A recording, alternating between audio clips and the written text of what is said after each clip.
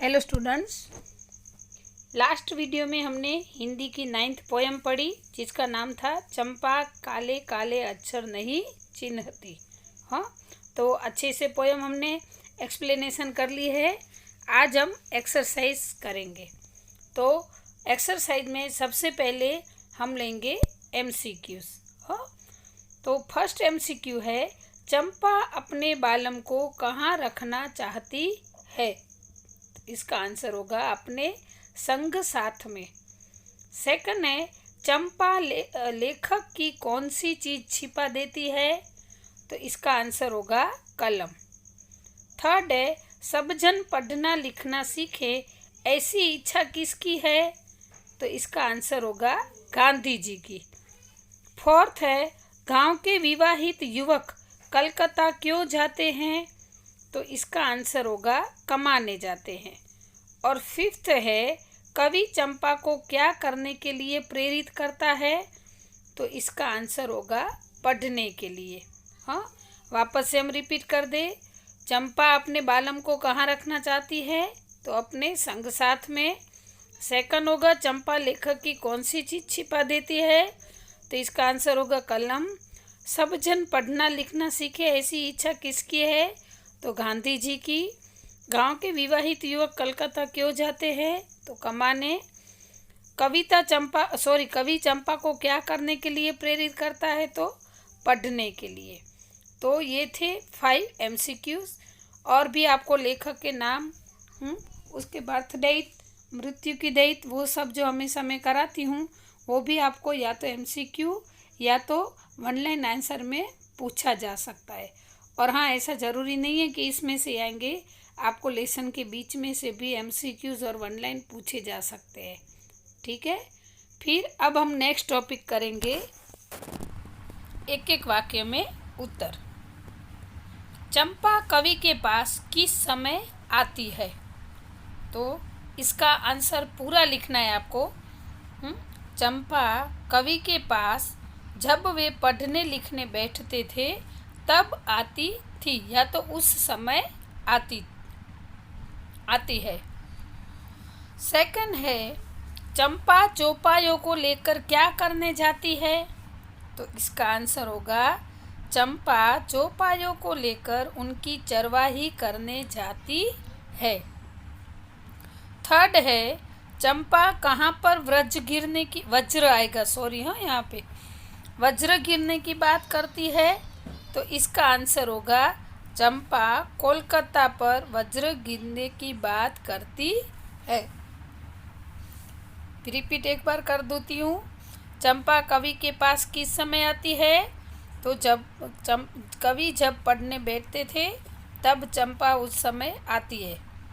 चंपा चौपायों को लेकर क्या करने जाती है, तो चंपा चौपायों को लेकर उनकी चरवाही करने जाती है। थर्ड है, चंपा कहाँ पर वज्र गिरने की बात करती है, तो इसका आंसर होगा चंपा कलकत्ते पर वज्र गिरने की बात करती है। तो ये थे 1 लाइन आंसर। स्टूडेंट, हम हमेशा की तरह जो एक्सरसाइज के है वही हम करते हैं। तो आपकी एक्सरसाइज में यानी कि टेक्स्ट बुक में 3 आंसर है, इसलिए आपको 3 दिए हैं, लेकिन आपको और भी एक्स्ट्रा आंसर लेसन के बीच में से क्वेश्चन आ सकते हैं। तो आपको वो पूरी तैयारी करनी होगी। अब नेक्स्ट टॉपिक है 2-3 वाक्यों में उत्तर, या तो 2-2 वाक्यों में उत्तर।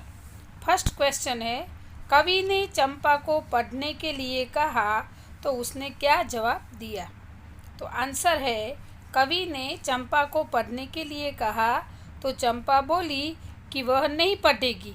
यदि गांधी बाबा अच्छे हैं तो वो पढ़ने लिखने की बात कैसे कहेंगे।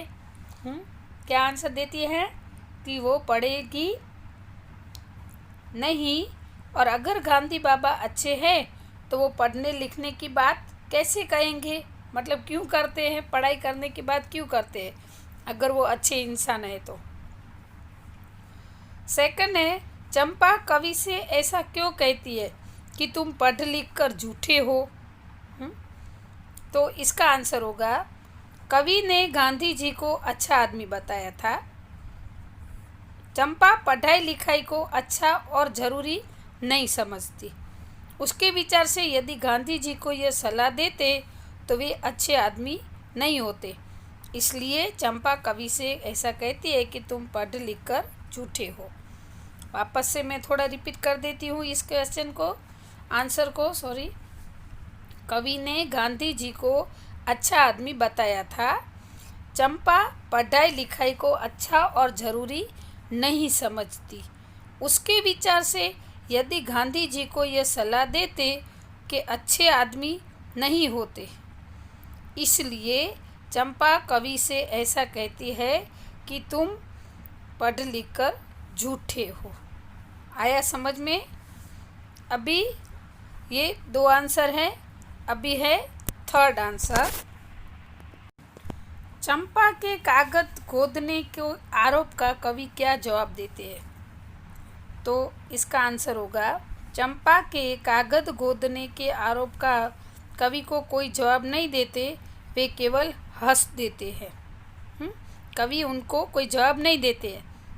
चंपा के कागज खोदने के आरोप का मतलब चंपा ने क्या कहा कि आप तो पूरा दिन कुछ न कुछ लिखते ही रहते हो। कागज खोदने यानी कि कागज पर कुछ न कुछ लिखना, हाँ, तो उस पर आरोप लगाती है कि आप तो पूरा दिन कुछ न कुछ लिखते ही रहते हो। तो चंपा की जो निखालसता थी, उसको पढ़ाई का महत्व पता नहीं था, इसलिए वो लिखावट लेखक क्यों करते थे कि कवि उसको पता नहीं था, इसलिए उसका हंस के जवाब दे दिया।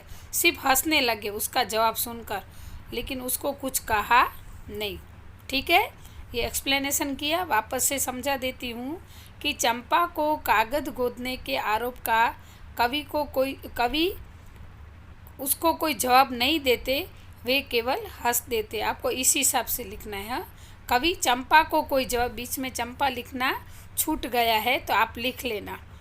हाँ, जैसा मैं बोलती हूँ वैसा लिखना कि चंपा के कागज खोदने के आरोप का कवि चंपा को कोई जवाब नहीं देते, वे केवल हंस देते हैं। ठीक है, तो स्टूडेंट्स यहाँ पे अभी 2-3 लाइन आंसर भी कंप्लीट होते हैं। हाँ, ये सारे क्वेश्चन आंसर MCQs हमेशा की तरह आपको आपकी बुक में अच्छी राइटिंग में लिख लेना है। अभी हम नेक्स्ट वीडियो में 4-5 लाइन आंसर और ग्रामर सेक्शन करेंगे इस चैप्टर का। ठीक है, तो ये वीडियो यहाँ पे अभी हम पूर्ण करेंगे, फिर हम नेक्स्ट वीडियो में मिलेंगे नेक्स्ट एक्सरसाइज के साथ। हाँ, तब तक आप अच्छे से पढ़ाई करना और अच्छे से लिखना। अस्तु।